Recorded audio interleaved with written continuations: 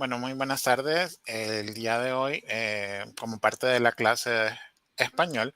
seguimos hablando o estamos hablando de la importancia que tiene la comunicación en la sociedad y en este momento estamos viendo el tema de la entrevista como parte de esta comunicación social. Como ya hemos visto, es importante poder mantener una información fluida entre varios miembros de la sociedad para que como ciudad lleguemos a funcionar. En base a eso, he tenido la coyuntura de poder tener el día de hoy al doctor Fabio Tinoco, quien se está desempeñando en este momento como el jefe de salud para lo que es el municipio de Lanchito, que él va a compartir con nosotros un poco acerca de la importancia que es la comunicación en una de las áreas de la sociedad que es tan importante como es el sector salud.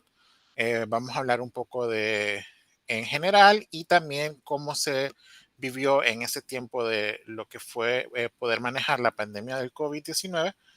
la importancia de poder eh, brindar una comunicación efectiva con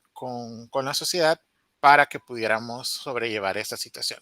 Primero que todo, buenas tardes, doctor. Bienvenido. Gracias por estar con nosotros. Y me gustaría que sabemos que el sector salud es algo bastante sensible, es algo que nos afecta a todos y hay cierta tecnología, cierta terminología que a veces es difícil de comprender. Entonces, dentro de su carrera, cuéntenos un poquito por cómo ha jugado el papel la comunicación, o sea, cómo usted se ha sentido, a ustedes los preparan cuando están en la universidad para poder desempeñar este tipo de comunicaciones o hasta que ya están en el ruedo en los hospitales, es que les toca y cuál es la comunicación que existe, porque a veces sabemos que ustedes utilizan terminología un poco complicada, entonces, ¿cómo hacen ustedes para saber que ustedes fueron entendidos por las personas? Bueno, muy buenas tardes, gracias por el espacio. Un saludo a los alumnos de su clase de la Universidad Pedagógica Nacional Francisco Morazán y es un gusto colaborar con ustedes. Sí, la comunicación es una de las pilares importantes de nuestra carrera como médicos. El entendimiento o de la forma que entendemos que el paciente nos va diciendo sus signos y síntomas es la clave para nosotros poder dar un diagnóstico. Como usted lo menciona, durante nuestros años de la Facultad de Ciencias Médicas, nosotros utilizamos terminología médica que solo entre nosotros nos entendemos. Es como un tipo de comunicación, por decirlo así, eh, solo como por clave. Entonces, para que el paciente nos pueda entender, nosotros tenemos que hablar en términos claros y acertados para que el paciente nos pueda entender, porque a veces utilizamos, ha tenido cefalea, hace cuántos tiempo usted padece cefalea, ha tenido fiebre y hay muchas personas que no entienden estos términos. Entonces nosotros lo que hacemos es que acomodamos al lenguaje que las personas puedan entender y en vez de decir cefalea, ha tenido dolor de cabeza, en lugar de decir ha tenido fiebre, ha tenido calentura, otro término sería ha tenido expectoración durante cuánto tiempo y los pacientes no entienden, entonces nosotros buscamos en su lenguaje, ha tenido tos con gargajo, sin gargajo, con pollo, sin pollo, para que la comunicación sea un poco más fluida y podamos llegar al diagnóstico, por lo cual el paciente llegó a nuestra consulta. Sí, muchas gracias. Ahora, en cuanto a lo que acabamos de vivir, vimos que la comunicación formó a una parte muy fundamental a la hora de poder tratar lo que se fue lo de la pandemia. Que el Departamento de Salud jugó un papel muy importante, ya que era quien nos educaba o quienes nos brindaba cuáles eran los lineamientos que debíamos de seguir para poder cuidarnos. Pero ¿cómo usted cree que que se brindó esto? Es porque no sé si hasta cierto punto llegó a haber un tipo de sobreinformación, ya que teníamos personas que publicaban en Facebook, publicaban en YouTube, publicaban, teníamos tanta información que al final no sabíamos a quién creerle. Entonces, no sé si me puede comentar un poco de eso, cómo considera que se vivió y cómo ustedes pudieron de alguna otra forma contrarrestar o pudieron subsanar esta situación o si considera que la comunicación fue completamente fluida. Bueno, para comenzar, era una enfermedad que totalmente desconocíamos cómo manejarla y al no saberla manejarla, tampoco sabíamos cómo dar a la población la información al inicio. Los medios de comunicación juegan un papel muy importante en la sociedad, ¿verdad? Como desde cualquier tipo y punto de vista, cómo nos pueden ayudar a cómo no nos pueden ayudar a transmitir lo que nosotros queremos. Al inicio era una desinformación total, como usted lo menciona, habían personas que compartían información no en base científica en las páginas de Facebook, cadenas de WhatsApp, etcétera, información que no era totalmente verídica ni comprobada bajo el método científico. Al inicio fue un total caos, era desinformación, los hospitales estaban totalmente saturados. Recordemos que al inicio no se permitían meter teléfonos celulares, muchas personas no pudieron ver a sus familiares al morir porque no se permitía que en la zona crisis, le llamamos nosotros, que son zonas que son totalmente estériles, libres de bacterias, libres de virus, se introdujera algo que no estuviera totalmente descontaminado. Ya después fuimos introduciendo celulares en bolsitas de plástico, que después nosotros desinfectábamos para poder sacar nuestro celular de la bolsa, ya desinfectados nosotros, para evitar contaminarnos. A medida que fueron pasando el tiempo, entonces pudo fluir un poco más la información, los medios empezaron a buscar las personas idóneas para que hablaran del tema, como inmunólogo, virólogo, algún especialista que les pudiera brindar información tanto del patrón de la enfermedad, signos, síntomas, al igual que se empezaron a introducir celulares a las unidades de cuidados intensivos, a las unidades de intermedio, y muchas personas por medio del personal médico recibían información desde dentro de las salas de estos pacientes con COVID hacia sus familiares para saber cómo iba evolucionando o cómo se encontraba en esos momentos. Entonces, para resumir, considera de que sí fue importante este tipo de comunicación. Eh, por ejemplo, digamos, sé que hubo comunicación oral, ya que había gente que emitía comunicado, pero también considero que se utilizó bastante o se sirvió bastante de la comunicación gráfica, de la comunicación escrita, ya que ustedes también como doctores, que como usted bien dice, venían aprendiendo sobre esto porque era algo que nadie estaba esperando. Ustedes tenían que esperar, no sé, documentos que hayan sido publicaciones por doctores que realmente hayan estado trabajando en esta línea de COVID por escrito y también después generar o diseñar tipos de comunicaciones para la población actual que fuera más fácil de aprender, porque yo como Alejandro Alemán, si me pongo a buscar en internet y me llego a una página de un periódico médico, no voy a tener el mismo entendimiento que tal vez ustedes. Entonces, ese trabajo que ustedes tenían de dosificarlo y de ponerlo, considera que sí funciona entonces o que sí la comunicación jugó un papel importante para que pudiéramos manejarlo de la pandemia. Recordemos que como era una enfermedad nueva, la Secretaría de Salud, en este caso, elegía voceros, que era el ministro o el viceministro, o en este caso creo que era el de Copeco, que emitía los boletines de personas contaminadas. Ya en el campo, en la vida real, en las salas de COVID, se designaba ya sea enfermera o un médico, el cual salía a dar parte del estado de salud de cada uno de los pacientes a sus familiares y el estado que en esto se encontraba. Como usted lo menciona, tenemos acceso a una herramienta muy útil cuando la sabemos utilizar, como hacer el Google, que si utilizamos y buscamos en las páginas adecuadas, podemos tener la información idónea. pero como lo menciona usted, cuando no tenemos el conocimiento es muy difícil y es cuando podemos caer en el error y erramos y podemos confundir las cosas, ¿verdad? Entonces, en cada uno de los establecimientos de salud se designaba, por decirlo así, un vocero. En los municipios nosotros somos los voceros de salud en los municipios. Los jefes municipales son los encargados de dar parte, ya sea de cualquier situación anómala que ocurra en el, ya sea epidemias, endemias o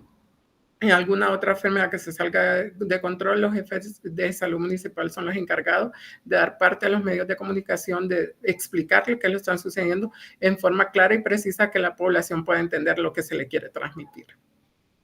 Bueno, gracias, doctor. Y ahora, con este puesto que usted tiene de jefe de salud municipal, me imagino que es una responsabilidad grande a la hora de que es a usted, a la persona que llegan a buscar, es a usted que los medios tratan de contactar para que usted sea, como bien dice, el vocero, ya no solo del hospital o de la clínica donde usted está, sino que para todo un municipio. Cuéntenos cómo ha sido esa experiencia, cómo se prepara, qué relación mantiene con los medios, porque tengo entendido que sí, usted le toca dar entrevistas para los medios locales. Sí, como le menciona, yo soy el enlace de la Secretaría de Salud en el municipio. Perdón, soy el encargado de 18 establecimientos de salud, 2 maternos y el hospital de área, que es el hospital Aníbal Murillo Escobar. Exacto, todos los días llegan a mi oficina los medios de comunicación a hacerme preguntas sobre las estadísticas de dengue, sobre estadísticas de COVID, sobre el porcentaje de coberturas de vacunación, sobre la atención médica en los 18 establecimientos del municipio, sobre el abastecimiento, sobre casos de malaria. En este caso que hemos estado recibiendo noticias sobre eh, la rabia bovina. Entonces se acercan a mí y empiezan a preguntarme cómo estamos en sobrecoberturas en el municipio. Y es aquí el papel importante de los medios de comunicación, tanto visuales, escritos o auditivos en el caso de la radio, porque todavía hay zonas del municipio donde las personas escuchan las noticias por radio, donde se tiene que educar y concientizar a la población la importancia de que lleven a sus niños a vacunar a los puntos de vacunación de la Secretaría de Salud cuando llegan las jornadas o las campañas, porque el país, cabe mencionarlo, tiene sobre 20 años de que no reporta casos de poliomielitis, 24 años de que no reporta casos de rubiola. Entonces, esta es la importancia de la vacunación y es la importancia de la cual me entrevistan para hacer conciencia y educación a la población que está anuente, que no quiere llevar a sus niños a vacunar, que los lleven a vacunar para evitar que estas enfermedades prevenibles por vacuna no lleguen a causar algún estrago en nuestra niñez, que es el futuro del país. Recordemos que aunque Honduras no reporte la polio o rubiola, existen países que son endémicos. Endémico significa que es propio, o sea, estas enfermedades son propias de esos países que no se han podido erradicar, como en el área del África y del Asia. Y recordemos que Honduras, por su posición privilegiada que se encuentra en el centro de América, es paso de muchos inmigrantes hacia el país del norte. Entonces tenemos población africana,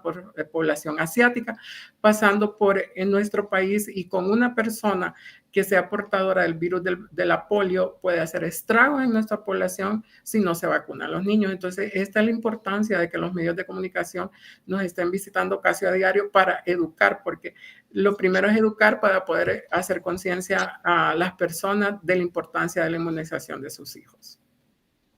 Doctor, ¿cuál cree usted que sea el reto más importante que tenemos como sociedad en base a la comunicación? Por ejemplo, como usted mismo decía, hay gente de que aunque uno les diga, aunque uno hable con ellos, aunque tengan a la mano panfletos que hablen sobre la importancia, ¿cuál es el reto más grande que ustedes, como Secretaría de Salud, enfrentan y qué pueden hacer o cuáles son las acciones que ustedes están considerando para poder contrarrestar esa situación? Bueno, una de las limitantes que tenemos como Secretaría de Salud, hablándolo desde el punto de vista de la vacunación, es la renuencia de los padres de no querer llevar a sus hijos a vacunar por la creencia de que pueden tener alguna repercusión en la salud de sus niños. El fanatismo religioso, yo no digo que profesemos una religión sea malo, pero llevarlo a los extremos de que no vacunar a sus niños, eso es malo, y que dejándolos sin vacuna el Señor los va a cuidar, porque ¿por qué lo llevas a vacunar? Es como le dan a entender que están poniendo en duda su fe y llevando a vacunar a sus niños cuando existe nuestro Señor Creador, que es el que los va a proteger de cualquier enfermedad, sin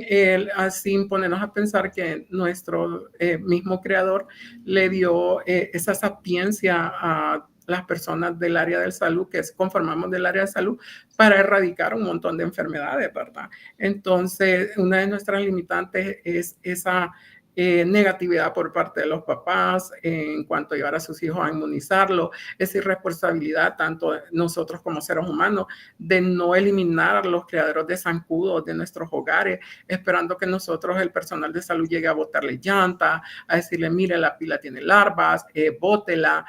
cuando es responsabilidad de nosotros primero eliminar donde el zancudo se pueda reproducir y así evitar que los índices de dengue se disparen en nuestro país, que todos los años se disparan exageradamente. ¿Por qué? Porque nosotros como individuos que conformamos una sociedad estamos a la espera que el personal de salud llegue, nos saque la basura, si es posible nos limpien la pila. Y esto es siento que es un pilar fundamental, la educación, porque todas enfermedades prevenibles siempre y cuando nosotros nos eduquemos, sepamos las consecuencias que tengan y las consecuencias que esto trae si nosotros no hacemos ciertas acciones. Entonces, yo siento que educando a la población y en términos que ellos entiendan, podemos mejorar en algunos índices en este caso, de aumentar los índices de vacunación o disminuir los índices de casos de dengue en el municipio. Doctor, ahorita que habla del tema de educación, eh, ahorita que tiene como audiencia a los futuros maestros que vamos a estar educando a esos futuros niños, a esos futuros padres de familia, a esos futuros de Honduras, ¿qué recomendación o qué consejo nos podría brindar para que podamos transmitir un mensaje más claro y que podamos servir de apoyo también a estos temas? Bueno, yo siento que uno del binomio importante en salud es educación, porque educando a la población nosotros podemos hacer conciencia y cambiar la mentalidad de las personas. Actualmente nos encontramos en la Jornada Nacional de Desparasitación, que es una actividad en conjunto educación y salud, ¿verdad? Es hacer charlas educativas sobre cómo erradicar el dengue en sus casas, cómo realizar la untadita. Es muy, es muy, como quiero decir, es demasiado impresionante la facilidad que tienen los niños para aprender las cosas que se les dicen como jugando. Si usted a un niño le dice cómo puede hacer una untadita, él llega a su casa y le dice a la mamá, mi maestro hoy me dio una charla de que el zancudo del dengue tiene patitas blancas, que se posa en aguas limpias o en agua estancada y que a los tantos días echan como unas larvitas en la pila, pero que si nosotros hacemos la untadita, que es tanto de ace con tanto de cloro, lo aplicamos en las paredes de nuestra pila, lo dejamos actuar unos 10 minutos y después enjaguamos, estas larvas no van a crecer, no vamos a tener casos de dengue y podemos disminuir esta enfermedad en nuestras aldeas, ciudades o caseríos. Entonces, es impresionante cómo los niños pueden llegar a su casa a transmitir y cambiar la forma o la perspectiva que tienen sus padres. De igual forma, por medio de las vacunas, concientizando a los niños, así como se concientizó para la jornada de desparasitación. Es increíble y es penoso de que, por ejemplo, nosotros como municipio tenemos una baja aceptación de la vacuna del PPH, del virus del papiloma humano, en niñas entre 11 y 12 años, cuando esto en un futuro puede prevenir a estas futuras madres, a estas futuras mujeres de un cáncer de cuello uterino, ¿verdad? Un cáncer que las puede matar. Cuando el país, el cáncer de mama representa la primera causa de muerte en mujeres de edad fértil y el segundo cáncer que causa mayor mortalidad en nuestro país es el de cáncer de cuello cervicuterino, cuando el Estado le proporciona a toda la población, o sea, a las niñas entre 11 y 12 años, esta vacuna que en el futuro les puede salvar la vida. Bueno, entonces, muchísimas gracias por su participación, doctor. Hemos visto que sí, la información y la comunicación es una parte muy importante que se debe de manejar. Como usted decía, un mensaje claro, un mensaje que sea digerible por la población y contundente para que ellos puedan tomar el valor de la importancia, porque de nada sirve que ustedes como médicos tengan las medicinas, tengan la vacuna, si nosotros como sociedad no tomamos esa importancia y acudimos a los centros para vacunarnos o para que se vacunen nuestros niños. Entonces, vemos lo importante de qué es la comunicación, el rol que juega y como usted decía, que tratemos de buscar los canales correctos, que no nos dejemos ir por la primera persona que encontremos en una red social, que no nos vayamos con lo que dice la vecina, sino que busquemos las personas adecuadas o las personas que sí van a brindar una información que pueda ser beneficiosa para nosotros. Muchísimas gracias por su tiempo y esperemos de que esta semillita que usted ha sembrado sobre nosotros, cuando nosotros ya seamos catedráticos y estemos brindando la información a nuestros alumnos, podamos compartir todos estos conocimientos que usted nos ha brindado. Gracias por su Eh, tiempo. Gracias por el espacio y antes de despedirnos, en todos los ámbitos, siempre que nosotros queramos comunicarnos con alguien que no nos entienda, seamos lo más claros posibles en la forma que nos comuniquemos, el lenguaje más simple del que él pueda entender. Y si nosotros notamos, porque las expresiones faciales nosotros no las podemos esconder, de que todavía en su expresión facial existe la duda, pues darle ese espacio de confort a la persona y decirle, si usted aún no ha entendido, ok, vamos a buscar la forma de cómo usted pueda entender, pero que esa persona no se vaya de donde está, de nuestro lugar, donde nosotros trabajemos, donde estemos, sin que esa duda haya sido despejada. Bueno, muchísimas gracias nuevamente, doctor. Y esto ha sido todo. Muchísimas gracias. Hasta luego. Gracias, feliz tarde.